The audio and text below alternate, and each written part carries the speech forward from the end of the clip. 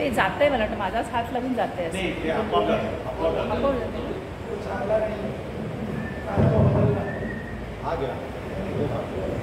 तो पुढे घ्या, पुढे पुढे घ्या, पुढे.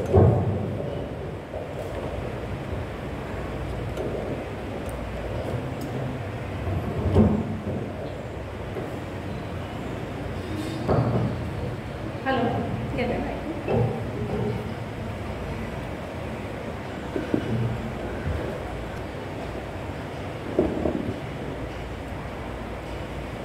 मग हे अल्पधारिष्ट जे आहे, अल्प हा शब्द समर्थांचा आहे.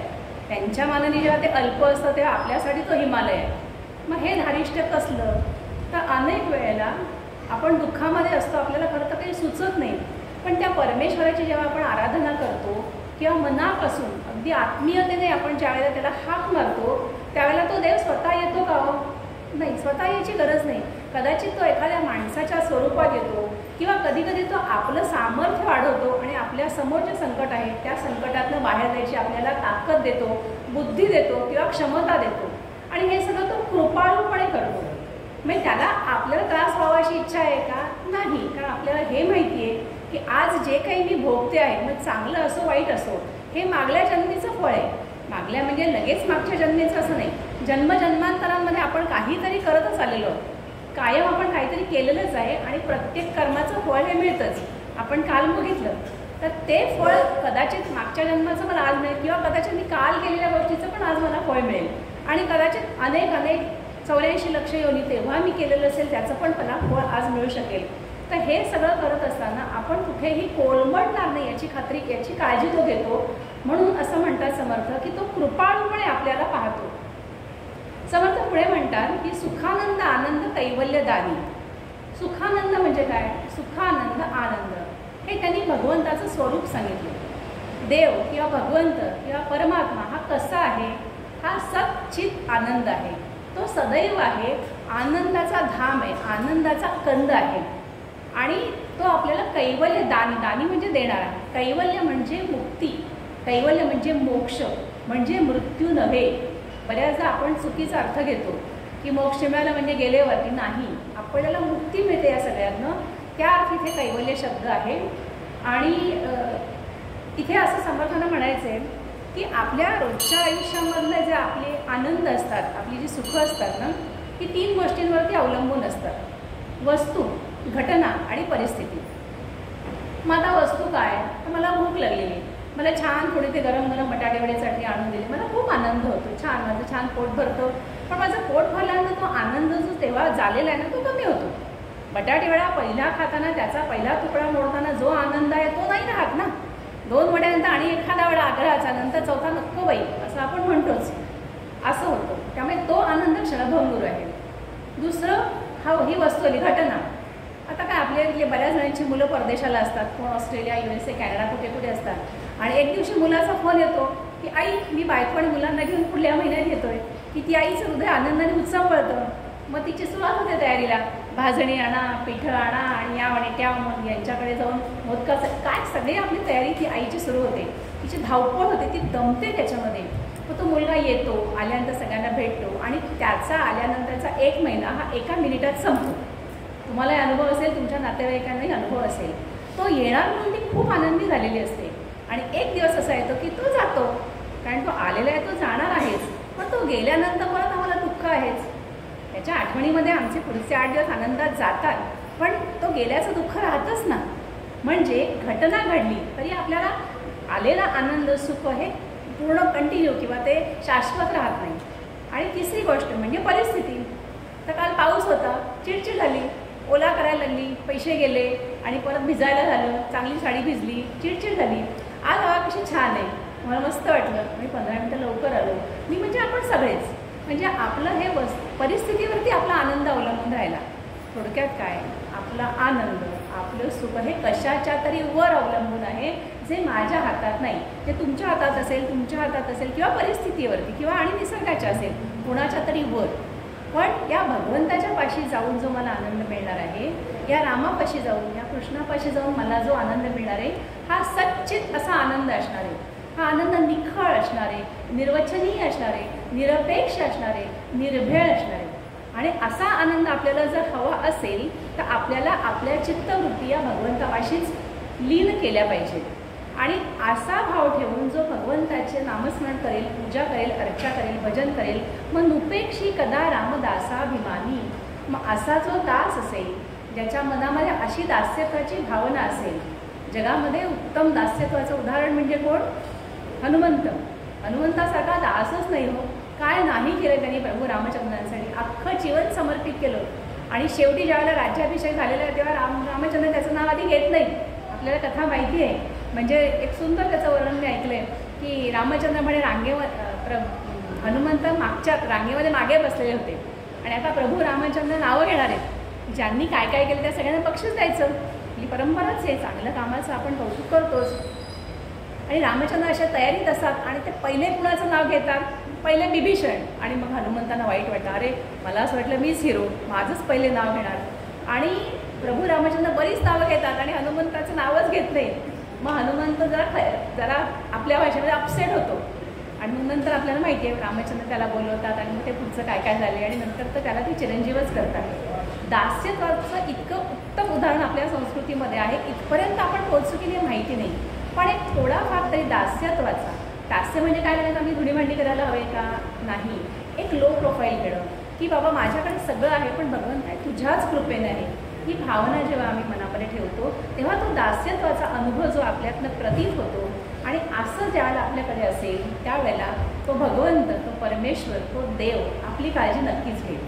मग असं आपल्याला काही उदाहरण माहिती आहे का की बाबा परमेश्वराची खूप भक्ती केली आहे, मनापासून केली आहे आणि मग त्याचं त्यांनी त्याचा तो तारणहर्ता झाला आहे किंवा त्याच्या आयुष्यात आलेल्या कठीण प्रसंगामध्ये तो उभा राहिला आहे? अशी उदाहरणं आहेत का? आहे. असंच एक छानसं उदाहरण आख्यान रूपामध्ये घेऊन मी आपल्यापुढे आता सादर करते.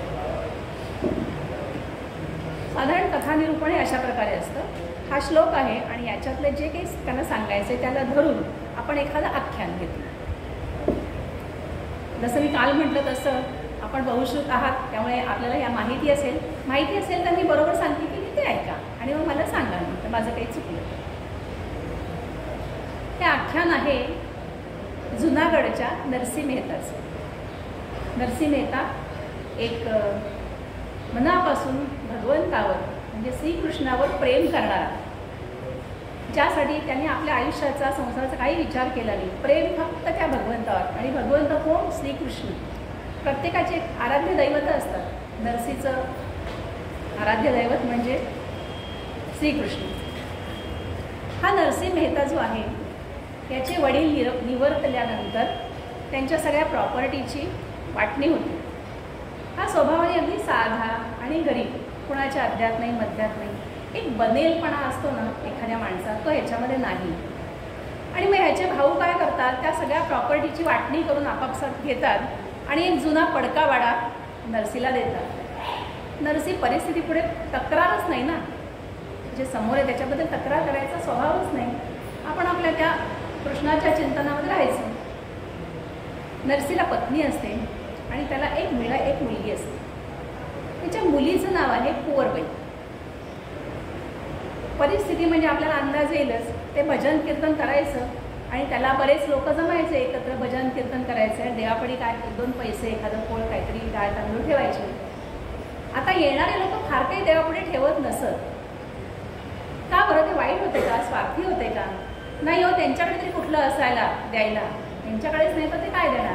सगळ्यांची परिस्थिती सारखीच इथून तिथून. पण यायचे, भजन कीर्तन करायचे आणि त्या भगवंतापुढे जे काही ठेवलं असेल त्यातनं याचा संसार चालायचा.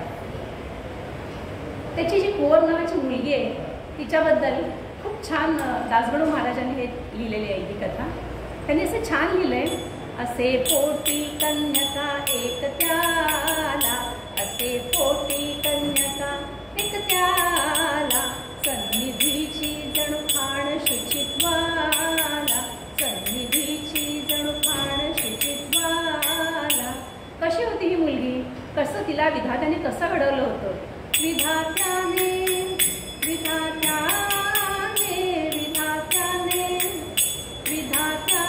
अभिमान अप्सरेचा हरण करण्या निर्मिला देहजीचा. कशी होती ती? ती इतकी सुंदर होती की तिला विधात्याने म्हणे स्वर्गातल्या अप्सरांना जो त्यांच्या सौंदर्याचा माज, आपल्या भाषेत अभिमान जो आहे तो हरण व्हावा यासाठी विधात्याने तिची निर्मिती केली.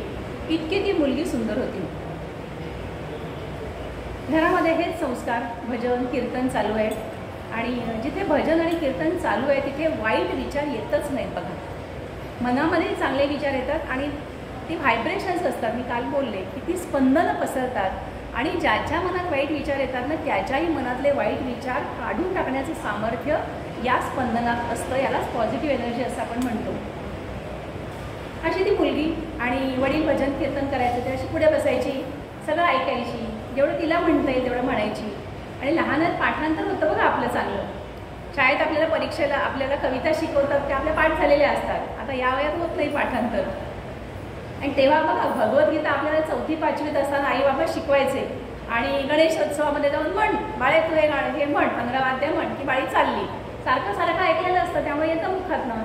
फार काही आपल्याला येतं याचा अभिमान नसतो पण ते चांगलं येतं कारण आपली कपॅसिटी जास्त असते त्यावेळेला.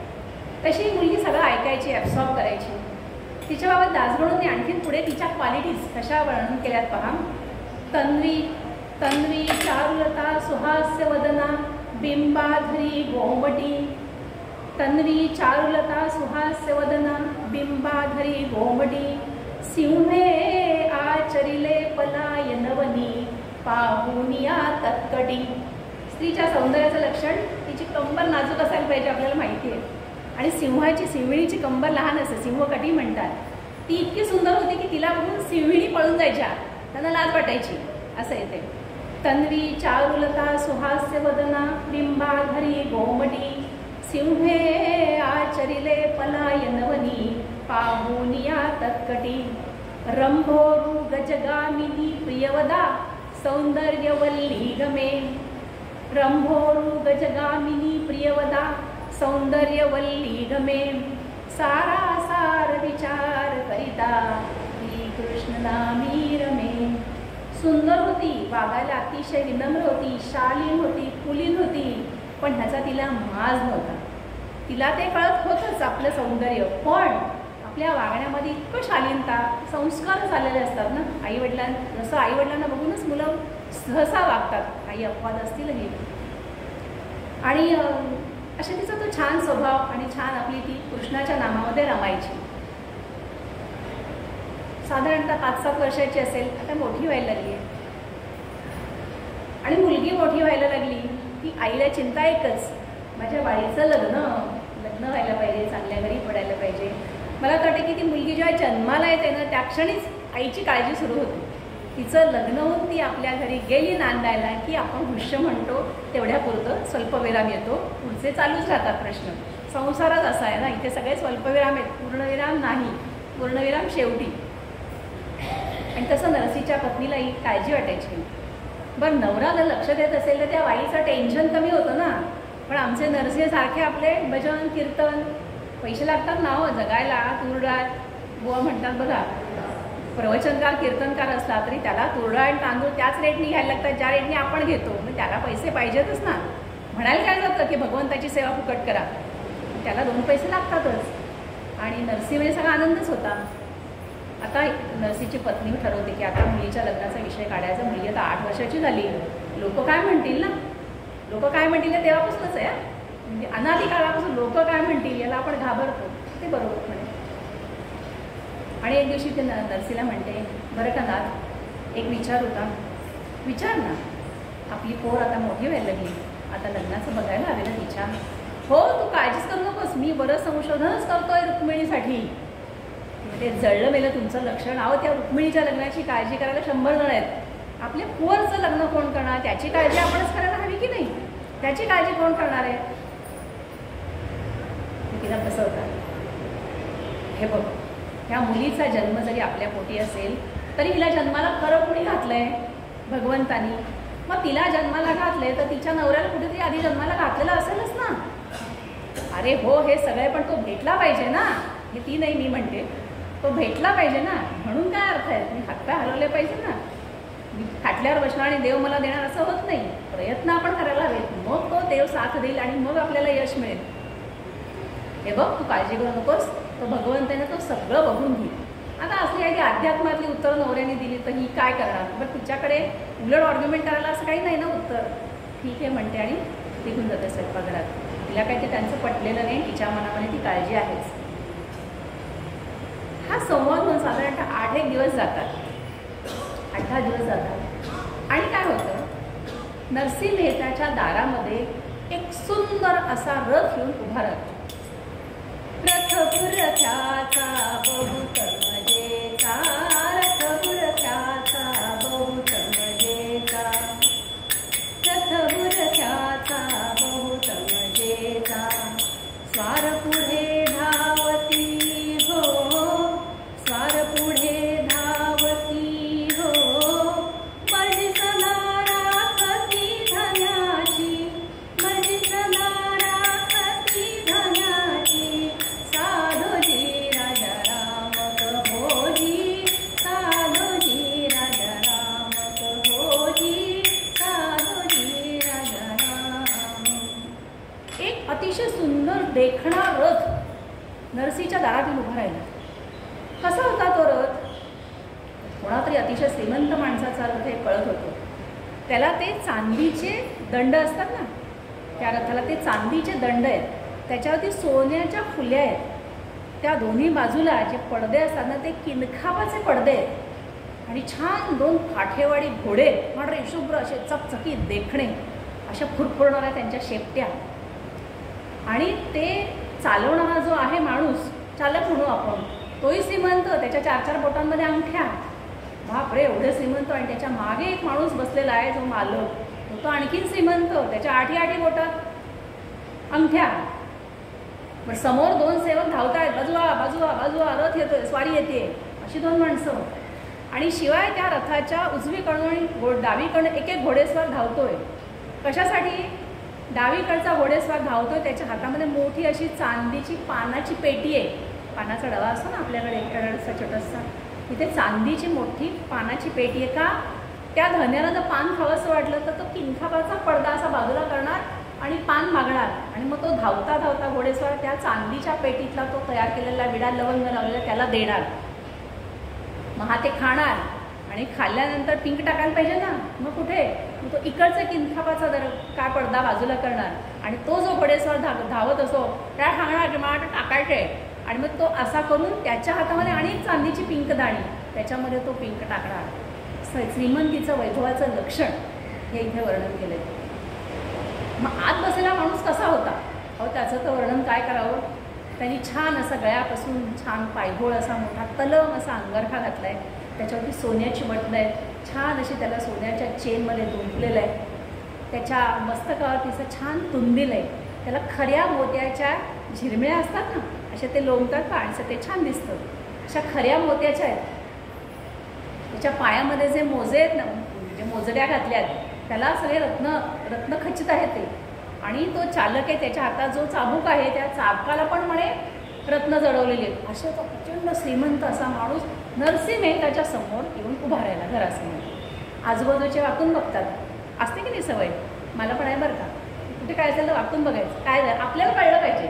संबंध शून्य करायचं काही नाही, पण काय घडलं हे कळायला हवे. ढुमढुम वाजत गेलं रस्त्यावरनं तर मी तर पहिले जाते खिडकीत बघायला, आपल्याला कळलं पाहिजे. तसं बरेच जण असं बघायला कोण आला श्रीवास म्हणतो माणूस. अहो आपले नरसिंह मेहता मोठे भक्त आहेत ना, त्यांना भेटायला राजाबीजा आला असेल. दुसरी बाई म्हणते चल कसलं काय, तर नरसीकडे नाही 2 पैसे, कुठून तरी कर्ज घेतलं असेल आणि त्याचे कर्ज घ्यायला वसुली करायला आला असेल. त्यांच्या चर्चा चालतात. तो रथ येऊन थांबतो आणि हा श्रीमंत माणूस जो कोण असेल तो उतरून आत येतो नरसीच्या घरामध्ये. नरसीचं घर अगदी स्वच्छ. अहो असणार घरामध्ये नव्हतंच ना काही, 4 नुसत्या भिंती, सामानच नाही. तो येतो आणि नरसी लांबून येतो घरात नर्स, आणि एकदम धावत धावत येऊन त्याला कडकडून मिठी मारतो. कोण असतो हा माणूस आलेला, हा नरसीचा शाळेतला मित्र असतो. आणि नंतर व्यापार करणारा तो मित्र असतो, हिऱ्या माणकांचा व्यापार करणारा. नंतर तो खूपच श्रीमंत होतो. नरसीचं आपलं पहिल्यापासून हेच, दोघांची घट्ट मिठी मारली जाते, घाण आलिंगन देतात. मित्र किंवा मैत्रीण आपली लहानपणाची भेटल्यानंतर काय आनंद होतो ना. आपण 2-3 तास अगदी फालतू गप्पा मारतो. पण त्यात इतका आनंद होतो, नंतर आठवायला गेलं ना काय बोललो का हे आठवत नाही. मित्रांचंही असंच असेल. त्या व्हॉट्सॲपला जोक्स येतात ना की आता या वयामध्ये आपल्याला खरं टॉनिक काय आहे, मी गोळ्या घेता आणि खाता पिलं ते नाही, मित्र भेटणं, मैत्रीण भेटणं, म्हणजे मैत्रिणीला आहे, मित्राला मैत्रीण नाही, काही केसेसमध्ये ते पण चालेल. तर तो आनंद असतो. बस बस बस मित्रा बस. आणि नर्सी त्याला बसायला सांगतो. काय देतो बसायला? एक कुठलं तरी घोंगडं होतं घरातलं, त्याचा फाटका तुटका एक चौकोन तुकडा असतो तो देतो. तो मित्र त्याच्यावर बसतो आणि त्या मित्राच्या मनात येतं की माझ्याकडे जे आहे ना संपत्ती, त्याच्या कोट्यांशांनी पण याच्याकडे नाही आहे, पण याच्या चेहऱ्यावरती जे समाधान आणि आनंद आहे ना ते माझ्यापाशी नाही. त्याला मनामध्ये थोडंसं खजील झाल्यासारखं. ये मित्रा बस बस बस. तू कसा काय आलास? सांगतो सांगतो सांगतो 2 मिनिटं थांब. आणि आता मित्र मुद्द्याला साथ घालतो. मला असं कळलं आहे की तुझी मुलगी लग्नाची आहे आणि तिच्याबद्दल खूप बोलबाला आहे या सगळ्या भागामध्ये. तिचं रूप, तिचं चारित्र्य, तिचं वर्तन मला खूप मनात भरलं आहे. मी जे ऐकलं आहे ते आणि पाहिलेली नाही आहे तिला. तर माझा सगळ्यात धाकटा मुलगा वसंतराय लग्नाचा आहे आणि त्याच्यासाठी मी तिला मागणी घालायला आलेलो आहे. नरसी म्हणतात, अरे तू वेडा की काय? तू हा असा गर्भ श्रीमंत आणि माझ्या घरी 18 दारिद्र्य सगळ्यांना दिसतंय, कसं जमायचं आपलं? हे जर लग्न झालं तर तुला लोक नावं ठेवतील, तुझा अपमान करतील, तेव्हा अशा वेड्या फागड्या विचारांमध्ये जाऊ नकोस. तो मित्र म्हणतो, ते काही नाही, मी तुझं काही ऐकणार नाही, हे आता ठरलं म्हणजे ठरलं, तू आता हो म्हण. नरसी त्यांना म्हणतात, ऐका. नरसी काय म्हणतात, ज्या दिवशी मी श्रीकृष्णाला माझं सगळं अर्पण केलं त्याच क्षणी आयुष्यातल्या कुठल्याही गोष्टीला हो किंवा नाही म्हणायचे अधिकार मी भगवंताला विसर्जित केले. जर त्यांनी ठरवलं असेल की माझी पोच श्रीमंतांच्या घरी जाणार असेल तर नाही म्हणणारा मी कोण, आणि त्यांनी ठरवलं नसेल तर हो म्हणणारा तू कोण. थोडक्यात जे काय अधिकार आहेत ते भगवंतापाशी आहेत आणि त्याच्या मनात असेल तर तसंच होईल. हे यांचं बोलणं चाललेलं आहे. तर तिसऱ्या खोलीत, म्हणजे पहिलं काय हॉलसारखी खोली असेल, मध्ये तिसऱ्या खोलीत स्वयंपाकघर असावं, तिथून नरसींची पत्नी बघतीये. बघा हॉलमध्ये काय असतं आपलं एक लक्ष तिकडे असतं. बघा इकडे आपण चहा टाकत असतो पण कोण बोलतोय काय बोलतोय आपलं लक्ष असतं. बायकांना 6th सेन्स असतोच, आपलं लक्ष असतं. आपला नवरा पुढे फसत नाही ना, कोणाला तर काहीतरी कबूल नाही ना करून बसत, असंही असतं थोडंसं. कारण नेहमी आपल्याला आपले नवरे भोळे सांब वाटतात, हे आहेच. आणि ती बघते त्यांचं काहीतरी लग्नाबद्दल चालेल, मग तिशी बांगड्या होते, बांगड्यांचा आवाज करते. त्याचं लक्ष वेधून घ्यायला डायरेक्ट हॉलमध्ये येणं तिला अप्रस्तुत वाटत असेल आणि तो श्रीमंत माणूस ती बघतीये, असं असं असं करते आणि सांगते, हो हो म्हणून टाका, हो म्हणून टाका. नरसी तिच्याकडे बघतात आणि साधारण नवरे जे करतात तेच न बघितल्यासारखं करतात. तिला काय म्हणायचं काय नाही लक्ष द्यायचं. बरं या दोघांच्या तर जोडी बसलेल्या समोर कसं दिसतंय हो हे? या श्रीमंत माणसाच्या अंगातला अंगरखा हा असा काय म्हणतात, असा मलमलीचा, असा झुळझुळीत असतो. आणि नरसीच्या अंगामध्ये जे घातलेलं असेल त्याने जो काय सदरा, तो कितीतरी वर्षांचा जुना. हा मखमलीचा असल्यामुळे विरळ विरळ होता, तो त्याचा झिजून झिजून विरळ झालेला होता. याच्या मस्तकावरती जो फेटा होता त्याला ज्या झिरमिळ्या होत्या त्या मोत्याच्या होत्या आणि नरसीच्या मस्तकावर जो फेटा होता ना खूप जीर्ण झाला होता आणि त्यामुळे त्याच्या झुरमुळ्या झाल्या होत्या. या माणसाने, या मित्रांनी मस्त असं अत्तर लावलं होतं, कान्होजी अत्तराचा फाया घातला होता कानामध्ये, त्याचा दूर दूर सुवास पसरत होता. आणि आपला नरसी आत्ताच देवघर सारवून आला होता, त्याच्या अंगाला शेणाचा वास येत होता. एवढा फरक. पण तो श्रीमंत मित्र म्हणतो, ते काही नाही, तुझी मुलगी माझ्या वसंतरायसाठी मला पाहिजे, तू मला पत्रिका दे, मी आता घरी घेऊन जातो. तर मला प्रश्न पडला की पत्रिका मॅच झाली नाही तर, पण तिथेच उत्तर मिळतं. दासगणू महाराज म्हणतात, श्रीमंत माणसं असतात ना 36च्या 36 ग्रह जमत नसतील ना तर ते 35 मॅनेज करतात, त्याची त्याला खात्री असेल. आणि म्हणून तो मला तू पत्रिका दे, मी जाणार आणि मी तुला मुहूर्त सांगणार. तो सांगतो, अरे मला नाही झेपणार, ते काही नाही, मला फक्त तू नारळ आणि मुलगी दे, नारळाचे सुद्धा पैसे मी दे, फक्त झालं. शेवटी नरसीला असंच वाटतं की भगवंताच्या मनात आहे की माझी पोर त्या श्रीमंत घरी पडावी. हा श्रीमंत माणूस निघून जातो. 8 दिवसांनी लगेच त्याची माणसं येतात, पत्रिका अर्थात जमवलेली असते आणि किंवा जमलेली असेल आणि लगेचच मुहूर्त ठरवला जातो. आणि महिन्याभरात आता नरसीच्या कुंवरबाईचं लग्न आता ठरलं.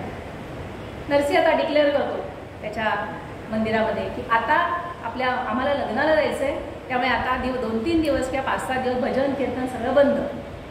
ते आलेले सगळे म्हणतात, हो तुमची मुलगी म्हणजे आमची कोणीच नाही का, तुमच्या मुलीचं लग्न आहे तेव्हा वराड म्हणून आम्ही सगळे येणार. तर नरसी म्हणतो, मी एक पैसा देणार नाही, आता याला कुठे घेऊन जायचं, पण नथिंग डुईंग, आम्ही काही ऐकणार नाही, आम्ही तुझ्याबरोबर येणार. ठीक आहे. लग्नाचा जो काही दिवस असेल त्याच्या 2-3 दिवस आधी ही सगळी मंडळी निघतात. हे वराड आहे खरं, पण हे वराड दिसतंय कसं, यांच्या हातामध्ये टाळ, झांजा, कुणाच्याकडे विणा, कुणाच्याकडे तंबोरा, आणि चाललेत एक घोमडं खांद्यावरती, एक घोमडं हातामध्ये. राम कृष्ण हरी जय जय राम कृष्ण हरी जय जय राम कृष्ण हरी जय जय राम कृष्ण हरी. आणि हा सगळा ही वारकरीच आहे. हे लग्नाचं वराड जातं. लग्नाचं जिथे काय ठिकाण असेल तिथे ही सगळी मंडळी जातात. छान असं लग्न पार पडतं. आणि तिथे पुढे 5-6 दिवस ही मंडळी राहतात. का? त्या श्रीमंतांच्या घरी फुकट धुतकल्ल्या मधुकल्ल्या मिळणार म्हणून का? नाही होत. ही मंडळी काय करतात, त्या गावामध्ये अनेक मंदिरं असतात, मारुती आहे, गणपती आहे, जे काय असतील त्या सगळ्या मंदिरांमध्ये जातात. तिथे दासगणू महाराज सांगतात की जिथे जिथे आपण जाऊन तिथल्या तिथल्या स्थानदेवतेला, ग्रामदेवतेला जरूर जायचं. आपण फिरायला पण जातो की नाही बघा, कुठे बँगलोर, मैसूर, जे काय आपल्याला सिमला मनाली कुठेतरी जातो, स्वित्झर्लंडला जाईल कोण आणि कुठे, तर तिथे तिथे जी देवता असतील त्याला जरूर भेट द्यायची. मग तिथल्या आपल्या वास्तव्यामध्ये त्या भगवंताची कृपा आपल्यावरती राहते. आणि असं प्रत्येक ठिकाणी नरसी कीर्तन करतात, भजन करतात, 7-8 दिवस होतात. छान लग्न पार पडतो. आणि आता मुलीचा निरोप घ्यायचा आहे. लग्न झालेलं आहे, 8 वर्षाची छोटीशी पोरगी, लग्न झालेलं आहे. काय कळतंय हो त्या वयामध्ये, लग्न म्हणजे काय, फक्त दुसरीकडे जाऊन राहायचं एवढंच कळतंय. आणि आता निरोप द्यायची वेळ येते. सगळी मंडळी जमली आहेत, वराडी मंडळी जमली आहेत. आणि ती मुलगी, सासरा, सासू, ती सगळी सासऱ्याची मंडळी आहेत. आणि नरसीच्या डोळ्यात आता पाणी येतं, मुलीला सोडून जायचं. तो त्या मुलीला बोलवतो, तिथे ती असते, ती तिच्या पाया पडते. आणि तेव्हा नरसी म्हणतात, बरं का कुंवरबाई, कालपर्यंत तू एका भणंग भिकाऱ्याची मुलगी होतीस आणि आज तू एका श्रीमंत व्यापाऱ्याच्या घरी सून म्हणून चालली आहेस. हे माझं नशीब आहे असा अहंकार मनामध्ये आणू नकोस बरं. ही सगळी त्या भगवंताची कृपा आहे म्हणून हे घडतंय. आणि एक लक्षात ठेव, आयुष्यामध्ये सुख येणार, दुःख येणार, सुखाने वरळून जायचं नाही, दुःखाने होरपळून जायचं नाही. आणि खरं सांगू का बाळा, मी काही तुला फार काही देऊ शकलो नाही. तुझं आधीच आयुष्य काही सुंदर गेलं असं नाही गं. आणि खरं लग्नाच्या वेळेला पित्याने ना काहीतरी द्यायचं असतं मुलीला, दागिना म्हणा, कधी कपडे म्हणा. मी भणंगा भिकारी, मी काय देणार? खरं सांगू का, मला तुला काहीच देता येत नाही आहे. उलट पक्षी मीच तुझ्याकडे काहीतरी मागतोय. सगळे बघायला लागतात की आता नरसी काय मागणार मुलीकडे. मुलगी लगेच म्हणते, हां हां काय देऊ, काय देऊ, रुखवतातला काहीतरी देऊ का? आता तिचं लग्न झाले म्हणते, मी पतिराजाला सांगू का काहीतरी तुम्हाला द्यायला? म्हणतात, मला त्यातलं काही नको. एक लक्षात ठेवायचं, संपत्ती अथवा विपत्ती जैसी पडे काळ गती, हरिहरीच नामस्मरणाची स्थिती सांडूची नये, सांडूची नये, सांडूची नये. तुम्हाला एक शब्द देशील बाळा? हो हो. तिने आपल्याला चिमुकला छोटासा हात पुढे केला. नरसीने त्या हातावरती आपला हात ठेवला आणि म्हणाले, तुला मी एक गोष्ट सांगतो, ती आयुष्यभर लक्षात ठेवायची. श्रोतेहो, बापाचं आणि मुलीचं नातं हे वेगळंच असतं बघा. आई मुलावर प्रेम करतेच, पण ती काय म्हणते, या मुलाने मला मोठेपणी म्हातारपणी नाही पाहिलं तरी चालेल, माझी काळजी नाही घेतली तरी चालेल, पण त्यांनी त्याच्या आयुष्यात सुखी व्हावं, या कुठेतरी त्यांनी म्हातारपणी मला पाहावं, हा एक थोडासा भाव आहे. पण वडिलांना मुलीकडनं काय हवं असतं? ती पोर तर तिच्या घरी जाणार, तिच्या सासरच्या त्या सगळ्यांना ती थोडीच त्या वडिलांची काळजी घ्यायला येणार आहे. त्यामुळे बापाचं आणि मुलीचं प्रेमाचं नातं हे भगवंतानी पण वेगळं असं मानलेलं आहे. नरसी म्हणतात, बाळा एकच करायचं असतं, तुम्हाला एक शब्द दे. काय देऊ बाबा शब्द? रोज त्या श्रीकृष्णाचा जप करायचा आणि त्या 3 माळा केल्याशिवाय झोपायचं नाही, हा एवढा शब्द देशील? मुलगी मनात म्हणते, काय तरी बाबांनी मागून मागितलं ते माझ्याच कल्याणाचं. ती लगेच म्हणते, बाबा तुम्ही काळजीच करू नका, अगदी मला मृत्यू आला तरी चालेल, पण मी 3 माळा केल्याशिवाय झोपणार नाही. सगळ्यांचे नमस्कार चमत्कार होतात. ही छोटीशी लेख सगळ्यांना पाया पडून गावातल्या लोकांना नमस्कार करते. नरसी गोल वळतात, त्यांच्याबरोबरचं वराड भराभरा चालत गावाच्या वेशीपासून बाहेर जातात आणि नरसी विसरून जातात की त्यांना मुलगी होती. भगवद्गीतेमध्ये 12व्या अध्यायामध्ये एक छान श्लोक आहे. मय्येव मन आधस्त्व मयि बुद्धिं निवेशय निवसिष्यसि मय्येव आता ऊर्ध्वं न संशयः.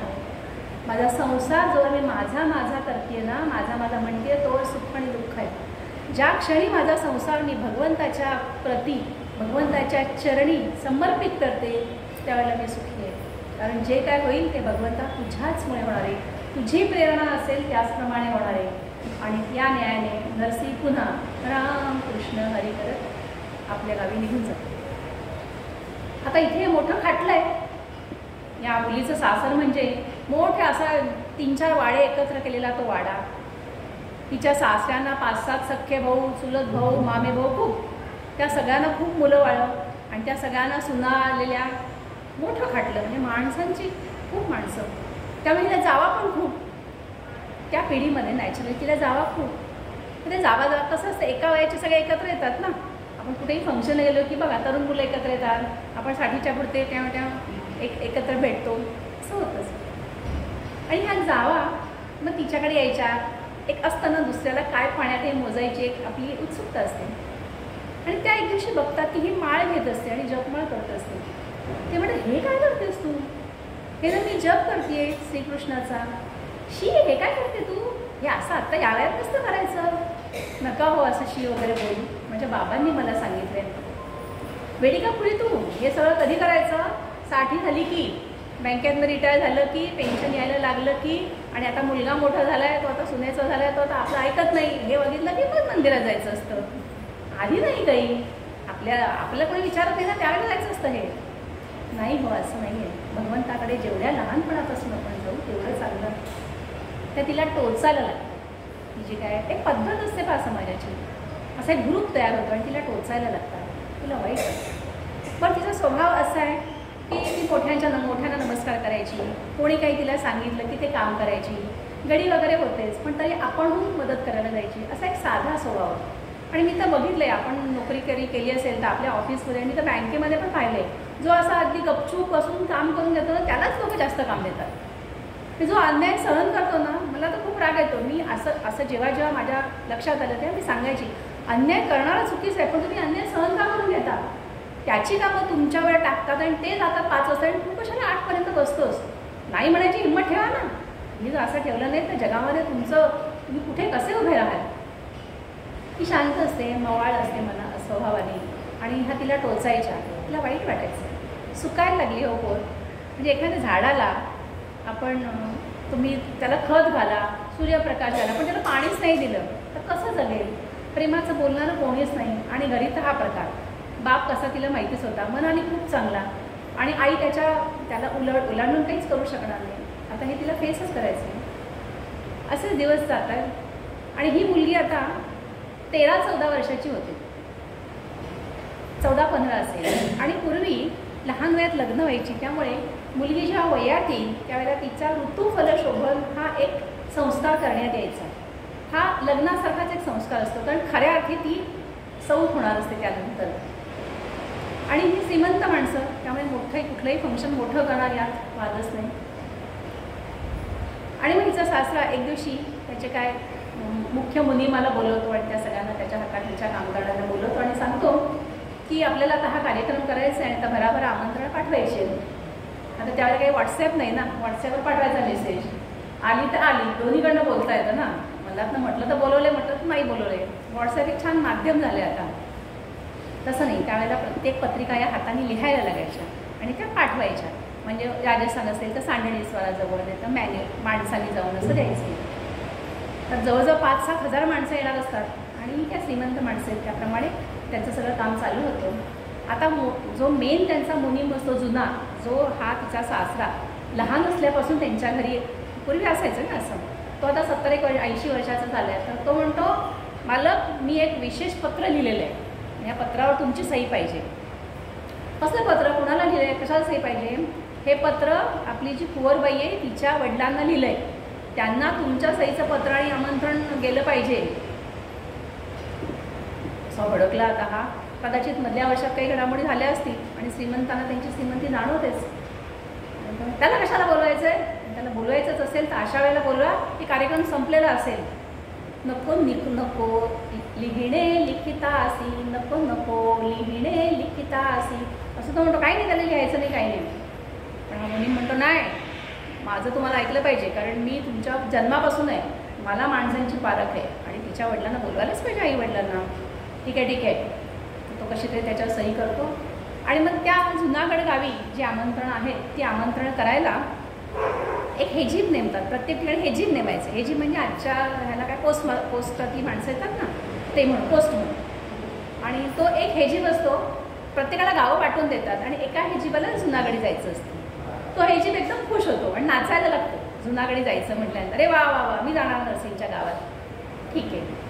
आणि तेव्हा असं होतं की आता हा हेजीब जाणार ते काय पायी वगैरे जाणार किंवा बैलगाडीतनं, आणि लांब लांब गावं 15 दिवस लागायचे. मग जाताना शिधा घेऊन जायचा आणि थोडी भांडी घेऊन जायची. वाटेत कुठेतरी झाडाखाली ती चूल पेटवायची, भांड्यामध्ये डाळ भात शिजवायचा, ते काय असेल ते खायचं आणि पुढे जायचं, अशी पद्धत. आणि ते सगळं बरोबर घेऊन जायचं. त्यामुळे ते सगळं घ्यायला आता तो कोठीवर जातो. कोठीमध्ये सगळं सामान आहे आणि त्या दिवशी कोठीवरती कुंवरबाई बसलेली असते. ते तर मालकीण आहे ना. आणि बघते तर हा हेजीब नाचत नाचत येतोय आणि ती खाली काहीतरी चर्चा ऐकते, कशाला पाठवायचं कशाला पाठवायचं.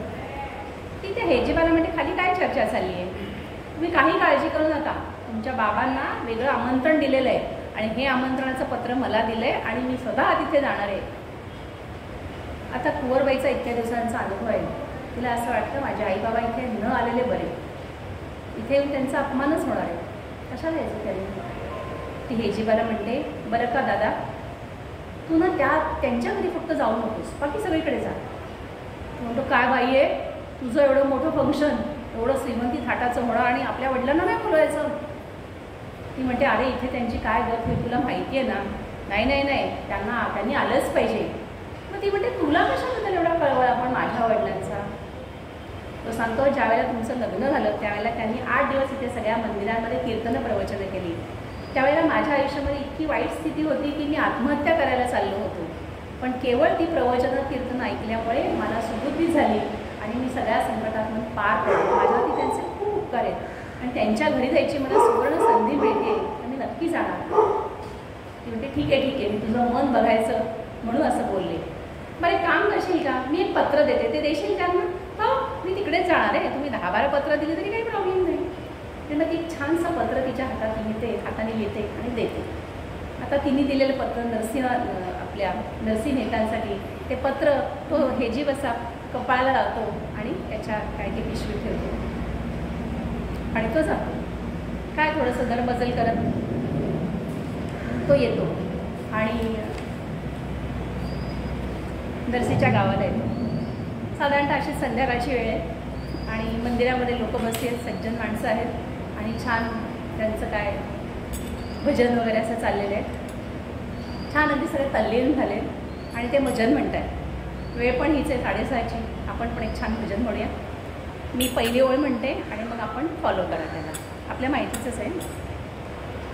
हरी सुंदर नंद मुकुंदा, थोडा आवाज मोठा होतो. हरी सुंदर नंद मुकुंदा, हरी सुंदर नंद मुकुंदा, हरी नारायण हरि ओम, हरी नारायण हरि ओम, हरी केशव हरि गोविंदा, हरी केशव हरि गोविंदा, हरी नारायण हरि ओम.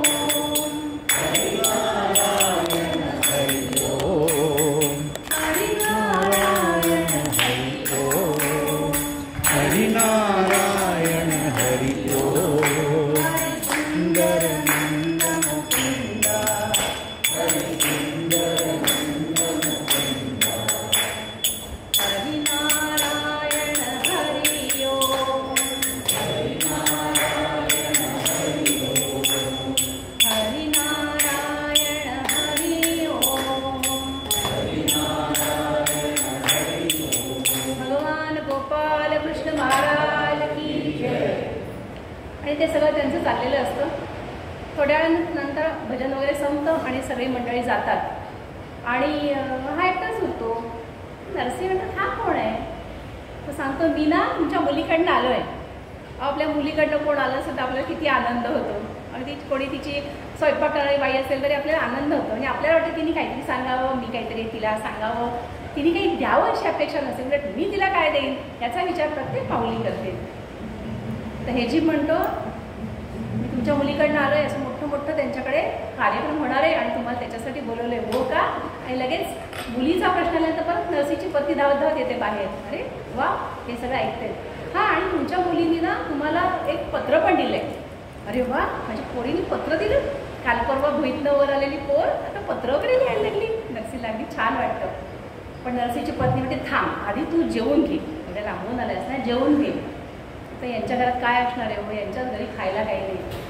पण ती काय करते, त्या श्यामसुंदराच्या समोर मुठभर डाळे, मुठभर तांदूळ, मुठभर डाळ असते, एक दोडका पडलेला असतो, 4 मिरच्या असतात आणि थोडंसं मीठ असतं. तेच सगळं एकत्र घेते, पाण्यामध्ये कालवते आणि तेच उकडते आणि एक छान केळीचं पान घेऊन तेच सगळं जेवण कालवून त्या हेजीबाला वाढते. आणि अहो तो हेजीब असा जेवतो जसा काही 8 दिवसात जेवलेला नाही, असा जेवतो. त्याला प्रसाद आहे ना तो शेवटी. बघा, आपण सज्जनगडला जातो, गोंदवलेला जातो, शेगावला जातो, काय आमटी असते तिथली. आम्ही घरामध्ये 100 मसाले घालतो आणि काय जे शेजारी पाजारी घालतील ते पण घालतो, पण आमच्या आमटीला चव मात्र ढम्म येत नाही. पण ते सज्जनगडला काय मसाला घालतात माहीत नाही. प्यावीशी वाटते, ती लाज वाटते 4दा आमटी घ्यायची. नाही तर ती लाज सोडून दिली. मी घेते 5-6 वेळा प्रसाद आणि त्या आमटी पोटच भरत नाही. बघा, असा तो प्रसादच आहे ना शेवटी. आणि तिथे ज्या वास्तूमध्ये समर्थ राहिलेत, जिथे समर्थांची कीर्तनं झाली आहेत, तिथे समर्थांच्या एकूण आयुष्यातले कणकण जी स्पंदनं तिथे जातो ना आम्ही, तो प्रसाद वाटणारच. तिकडे कोबी पोहे देतात बघा, तुम्ही कधी खाल्ले असतील तर. मी जेव्हा गेले होते ना, आता मी मेमध्ये गेलो होतो आणि त्यांनी एवढं मोठं पोह्याचं पातेलं आणलं होतं बाहेर. तर म्हटलं एवढे पोहे कोण खाणार? आणि अशा कोथिंबीर याव किंवा दाणे असं काही दिसत नव्हतं. मी आपली एवढी डिशेस घेतली, शिष्टपणा ना, आणि जाऊन बसले आणि मग ते खाल्ले 2-3 तास. कसले टेस्टी झाले होते. म्हटलं तर परत कसे मागायचे. मग बघितलं की काही तरुण मुलं परत जात होती, त्यांना दुसऱ्यांदा दिलं मला पण देतील. मग मी गेले आणि मग मी 3 बाऊल भरून खाल्ले. ते म्हणजे ताई खा तुम्ही. त्याला खात्री होती या बाईला पोहे करता येत नसेल. कोबी घातलेले पोहे, काय सुंदर कोबीची आणि आल्याची चव. करून बघा बरं पाहूया. आणि असं ते तो जेवतो आणि म्हणतो की एक पत्र आलंय, हां दे ना पत्र दे. आणि मग ते पत्र नरसीच्या हातात तो देतो. नरसी म्हणतो, बायको लगेच म्हणते मोठ्याने वाचा, मला पण कळलं पाहिजे त्याच वेळेला, जेव्हा तुम्हाला कळतं ते वाच, मी नंतर नाही ऐकणार. ठीक आहे वाचतो. आणि नरसी पत्र वाचायला जातो. मत्ती आओ तमे मारा गेर, गुजरातीमध्ये हे पत्र. आणि एकदम नरसी जीप चावतो आणि असे डोळे फिरवतो. अहो वाचा ना, मी सांगते वाचायला. काही नाही, तुमच्या तब्येती कशा आहेत? आमची तब्येत ठीक आहे, तुम्ही या फंक्शनला येणार आहात वगैरे वगैरे वगैरे. ते काही नाही, तुमचं लेक्चर नको, तिन्ही काय लिहिलंय ते वाचा. नरसी म्हणतो रागवणार नाहीस? अहो मुलीच्या पत्रावर कोण रागवतं का? ठीक आहे, मी वाचतो. काय लिहिले मुलींनी? मतियाओ तमे मारा गे, मतियाओ तमे मारा गे, माझ्या घरी येऊ नका. मत आओ तमे मारा गे का? रहिशो नहीं तारो मानो पिताजी, रहिशो नहीं तारो मानो पिताजी. तुमचा मान राहणार नाही इथे. मग का बरं? टेम्परेचर वाढलं तिचं. काय कार्टी श्रीमंतांच्याकडे गेली आणि म्हणते तुमचा मान नाही राहणार इथे. मला नाही येणं सांगते. तोंड पाडा नाही या मुलीचं. असे म्हणतात थांब चिडू नकोस. सासरा सास मोरे धन नो भुकेलो, सासरा सास मोरे धन नो भुकेलो, लुगडा न जयो मने कपडा न जयो, लुगडा न जयो मने कपडा न जयो, जयो मने तारो प्यार, जयो मने तारो प्यार, मतियाओ तमे मारा गे, मतियाओ तमे मारा गे. येऊ नका बाबा तुम्ही, कारण ही सगळी लोक लोभी आहेत, तुमचा अपमान करतील, तुम्हाला सुखान नाही राहताना. तुम्ही येऊ नका. मला काही नको यातलं. मला तुमच्याकडे लुगडं नको, कपडे नको, काही नाही. मला फक्त तुमचं प्रेम हवंय आणि मग तुम्ही येऊ नका. नरसीची पत्नी हे ऐकते, चिडते, आधी चिडते मुलीवर, मग रडते आणि मग परत तिच्या सासरच्यावर चिडते आणि म्हणते नवऱ्याला, ती काय म्हणते, घरी येऊ नका ना, आपण जायचंच, आपण त्या गावात जायचं. तिच्याकडे नाही जायचं. ती काय गावात येऊ नको म्हणते का? नाही ना, आपण गावात जाऊ आणि वसंतराय आणि आपल्या कुंवरबाईची ती अशी छान मिरवणूक निघेल ना, तिला म्हणून बघू आणि तिला आशीर्वाद देऊया, अष्टपुत्रा सौभाग्यवती हो. ठीक आहे. नरसीलाही वाटणारच ना कुठल्याही बापाला आपल्या लेकीला जावायला असं जाऊया. आणि नरसी आणि बायको एकटे कधी जाणार नाही, त्यांची ती मंडळी आहेतच. आणि ते जे काही फंक्शन आहे त्या फंक्शनला जाण्याच्या आधी थोडा कुळधर्म करायची पद्धत त्यावेळेला होती. म्हणजे अजूनही आहे, चांगल्या गोष्टीच्या आधी आपण कुळधर्म करतो. तर त्याप्रमाणे ही सगळी मंडळी पुन्हा एकदा निघतात, जायची तयारी करतात. पुन्हा एकदा त्यांच्याकडे 2 घोंगडी, एक खांद्यावर एक हातामध्ये, आणि अशी ती सगळी मंडळी जातात. मुखामध्ये कृष्णाचं नाव पण आहे आणि जातात आणि गात जातात.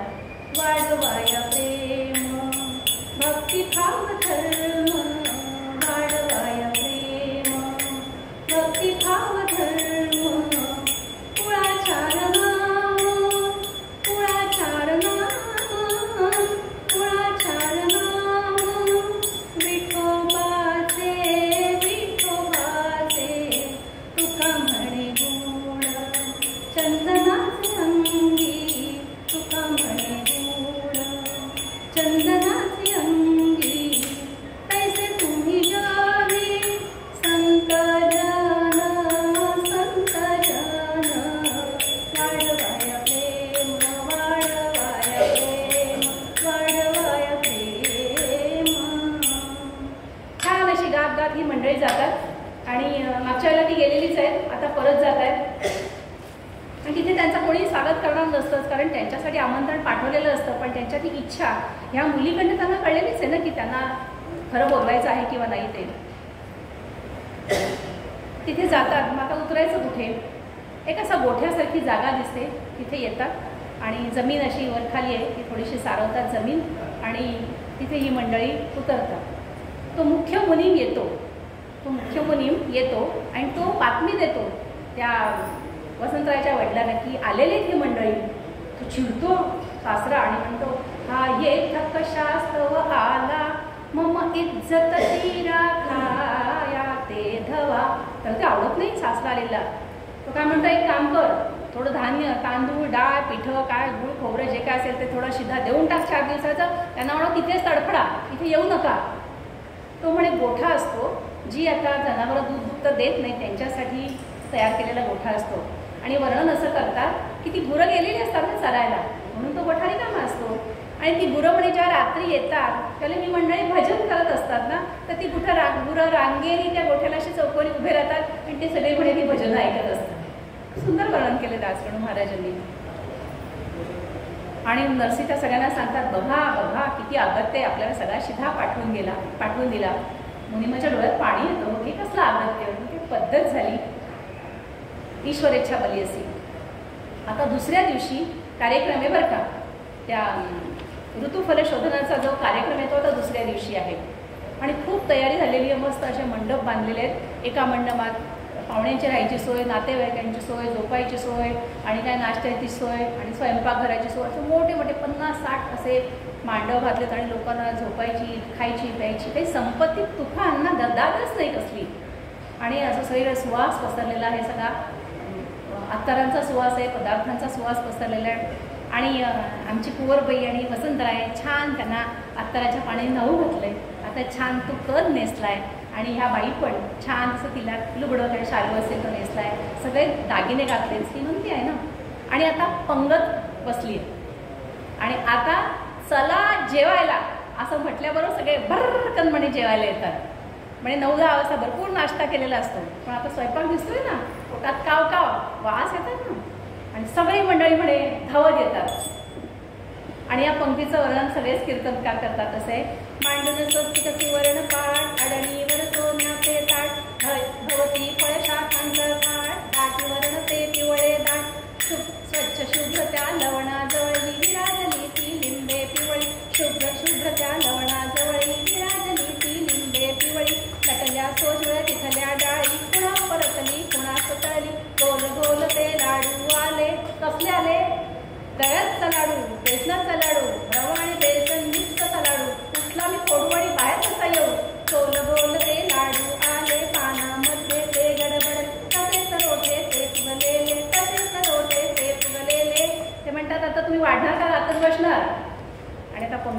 सुरुवात होते.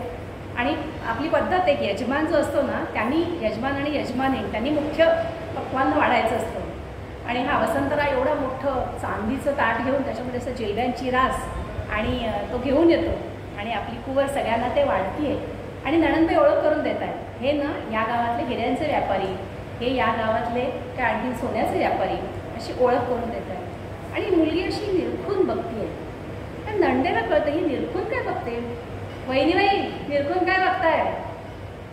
नाही हो नणंदबाई, आत माझे वडील आहेत का मी बघते.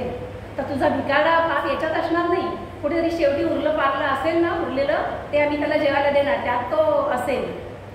ती म्हणते नका हो असं बोलू. कुठे दिसे ना तात बाई ग, कुठे दिसे ना तात. नागर कुलभूषण तो संत, नागर कुलभूषण तो संत, त्याचा आशीर्वाद बाई ग, कुठे दिसे ना तात. पण ती नणंद तिला म्हणते ना, त्या भिकाड्या पंक्तीमध्ये आम्ही त्याला वाढू. ती आता चिडली. आता ती छोटी पोर नाही राहिली, त्याच्या लग्नाला 7-8 वर्ष झाली आहे. ती म्हणते नणंदबाई बोलायचं असेल तर मी पण बोलू शकते. हे इथे सगळे बसलेत ना जेवायला, हे सगळे फुकतेत आणि हे नराधम आहेत असं बोलते ती. आणि नेमकं ती ज्याच्या समोर वाढताना हे बोलते ना तो त्या नंडेचा नवरा असतो. अरे बापरे, ती नणंद भडकते, जीवाची काहिली होते. काय करू लगेच येते.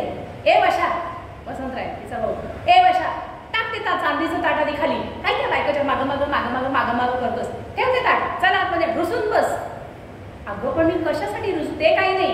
आला का हिचा बाप 4 दिवस झाले गावात येऊन आणि आलाच का.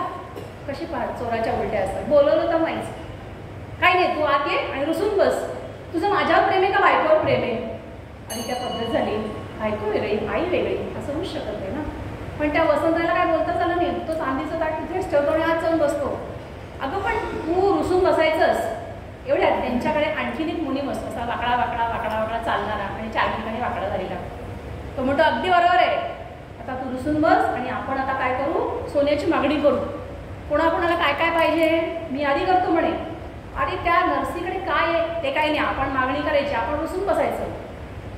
आणि मग काही काही लोक जे जेवलेले नव्हते ना ते आधी जेवायला गेले. ते पटापट ते म्हणजे रुसायचे पण आधी पोट भरून घेऊ. त्यांनी पटापटा पोटं भरून ते पण येऊन रुसून बसले. मग त्या मुनीमानी यादी केली कोणाला काय पाहिजे. सासऱ्याला 80 तोळे सोनं पाहिजे, सासूला 80 तोळे सोनं पाहिजे. मग कोणाकोणाला काय पाहिजे. मग कोण म्हणतं मला चपलाहार, बायको म्हणे मागे लागली मला चपलाहार पाहिजे, मला तोडे पाहिजे, मिलवर पाहिजे. या म्हणतात सगळ्यांनी यादीच केली हो.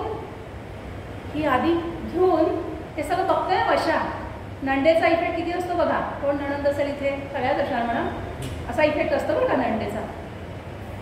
ती यादी घेऊन तो मुनी असा वाकडा वाकडा चालत त्या नर्सीकडे जातो आणि तोंडावर फेकतो. हे सगळं द्या नाही तर होणार नाही कार्यक्रम. नर्सीला कळतच नाही कोण आलंय कसला कागद. आणि तो वाकडा वाकडा निघून जातो. नर्सी तो कागद बघतो आणि बघतो हे एवढं सगळं सोनं दिल्याशिवाय कार्यक्रम होणार नाही. वाईट वाटतं नर्सी. आम्हालाकडे बघतो, भगवंता अरे कसली परीक्षा बघतोयस रे तू, माझ्या पोरीच याच्यामध्ये काय दोष आहे. करुणास्तवाने तो त्या भगवंताची आर्ततेने प्रार्थना करतो. त्याच्या डोळ्यातनं पाणी येतं आणि त्या पाण्याचे 2 थेंब खाली पडतात आणि आकाशामध्ये श्रीकृष्ण ओरडतात, रुक्मिणी माझा भक्त खाली मला बोलवतोय चला. नरसीची हात डायरेक्ट वरती गेले. रुक्मिणी काहीतरी काम करत असेल, ती म्हणे चहा बिहा करत होती दुपारी 4 वाजताचा. अगं तुला कळतं की नाही रुक्मिणी केवढ्याने ओरडतोय मी. हो किती ओरडताय तुम्ही, तुम्हाला असं मी फक्त नृसिंह अवतारामध्ये बघितलं होतं, किती ओरडताय. तर म्हणे असं भगवंत म्हणतात असं सगळ्या पुरुषांनी एकदा तरी ओरडायला लागतं वर्षातनं, म्हणजे पुढचं वर्ष चांगलं जातं. हे बंधूंसाठी आहे बरं का. भगवंत सांगतात खाली असं सगळं एवढं एवढं आपल्याकडे यादी आहे, एवढं एवढं सोनं घेऊन आपल्याला जायचं आहे चला. मग रुक्मिणी म्हणते तुम्ही काय बनणार. मी बनणार काय मुनी. मग मी बनते मुनी मीळ. आणि मग आपल्या बरोबर सामान देणार कोण. तर नवग्रह नुसतेच फिरतायत चला, शनी उगीच राशीला नाही लागायचं चला आपल्याबरोबर. मग यम म्हणतो देवा मी पण येऊ का, माझ्याकडे रेड आहे आणि मी पण रेडी आहे, येऊ का. तर म्हणे चला चला सगळ्यांना चला. मग यमाला सांगितलं तू ना अशी मारामारी करायची नाहीस, तुला ते सोनं द्यायचं काम करायचं आहे. आणि क्षणात सगळी मंडळी अशी देखणी अशी मंडळी भरपूर गाडाभर सामान सोन्याचं घेऊन या सासऱ्याच्या दारात वसंतरायच्या घरात. आणि तो सासरा झोपलेला असतो, म्हणजे तो कुरमुळ्याचा पोत्यासारखा दिसायचा, तो आडवा झोपलेला असतो. हे बाहेर आले म्हणून तो पटकन उभा राहतो. बापरे, बरं झालं यादी केली म्हणून कळलं, नर्सीकडे एवढं आहे आपल्याला माहितीच नाही. अरे वा, हा बी अच्छा हो गया, फुकट मिळणार आणि सगळं. आणि तो मुनी म्हणतो ते सगळं आपण मागितल्याप्रमाणे माझ्या साहेबांनी पाठवलंय. साहेब कोण? नर्सी. माझ्या साहेबांनी पाठवले. अरे वा, सगळी मंडळी खुश होतात. आणि भगवंत फक्त शनीला सांगतो तू तुझं काम कर, तुला जे फिरवायला आवडतं ना सगळ्यांना ते काम करायचंच, आसनाच्या खाली जाऊन बसायचंच. मग चला पहिले कोणाला काय द्यायचंय? पहिले आला सासरा, 80 तोळे सोनं. भगवंतानी 800 तोळे सोनं म्हणे आणलं आणि ते त्या यमाला सांगितलं त्याला दे.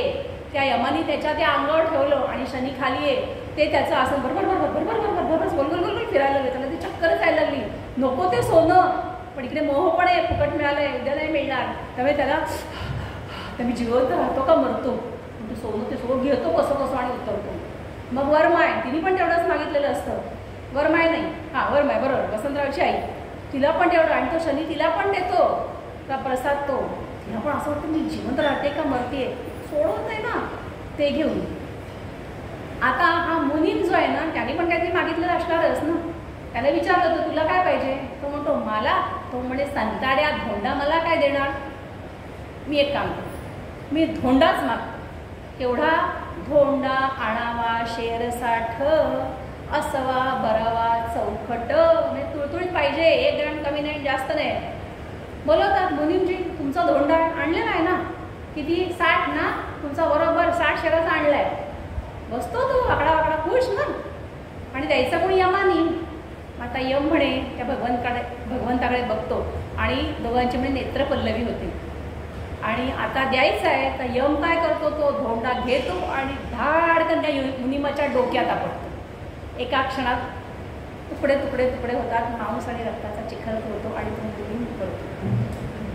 सोय घाबरतात हो. आतापर्यंत खुश असतात आणि हे काय आता याचं झालं, उद्या थोड्या वेळाने माझंही होईल, घाबरतात, मागे येतात आणि एकदम शांतता पसरते. आतमध्ये कुंवरबाई बसलेली आहे, काय तयारी करत असेल, एकदम काय शांतता का पसरली म्हणून बाहेर येते आणि बघते सगळे असे थरथरत घाबरत उभे आहेत. आणि त्या मुनिमाचा सगळा रक्तमांसाचा चिखल आणि समोर हा एक सुंदर वेशाचा अतिशय देखणा आणि प्रतिभासंपन्न मुनी, त्याची मुनिमीठ आणि त्याच्याबरोबर आलेली ती मंडळी आणि गाडावरती सगळं सांगून कळतच नाही. ती म्हणते तुम्ही कोण आहात आणि तुम्ही मागलं काय ह्या मुनिमाला?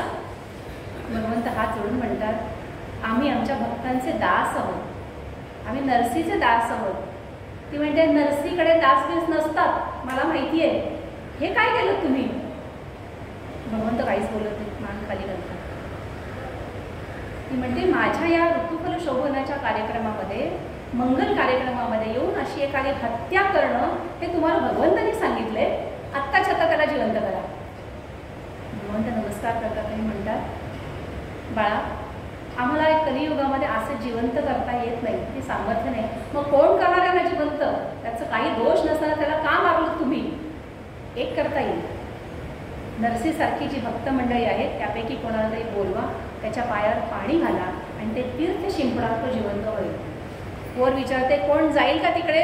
सगळे घाबरले, सगळे उभे राहतात, मी जातो मी जातो मी जातो. ते 50 जण तिथून पळून जातात, त्यांना चान्सच हवा असतो. ते नरसीकडे जातात, भराभरा जातात, एक पालखी घेऊन जातात. तो नरसी भजन करत असतो, त्याला उचलतात, त्या पालखीत घालतात. अरे अरे अरे काय कुठे चाललंय? बोलत नाही कोणी, सगळे घाबरलेले आहेत. आणि आता पुढे काय? भराभरा त्या पालखीत घालून नरसीला आणतात इथे. आणि नरसी बघतात आणि तो मुनी भगवंत नरसीकडे बघतो. काय फाटतो वस्त्र आहे अंगावरती, शेला कसा आहे अंगावर, डोक्यावरचा पेटा कसा आहे, 18 विश्व दारिद्र्य.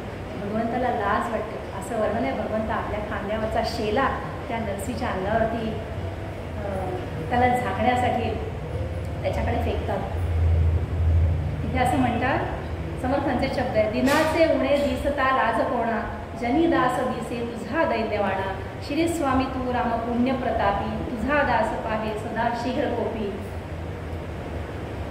कबीर म्हणतात तुम्हारी लाज में तुम्हारी मेरी हसी में तेरी हसी भगवंत. मला लोक हसतात, मला नाही लागत, ते तुझ्यासाठी आहे. आणि हा सगळा विचित्र प्रकार, सगळे स्टँडस्टिल झाले रक्ताच्या भाषेत. भराभरा कोणीतरी आणून त्या नरसीच्या पायावरती पाणी टाकतं. आणि त्या मुनीमध्ये सांगितलंय ना, ते तीर्थ घेऊन जर शिंपडलं तर तो जमेल, जिवंत होईल. पटकन ते घागरवर पाणी टाकलंय आणि मग त्यातलंच थोडंसं पाणी एका भांड्यात कोणीतरी घेतं आणि ते काय मांस वगैरे सगळं चिखल त्याच्यावरती शिंपडलं.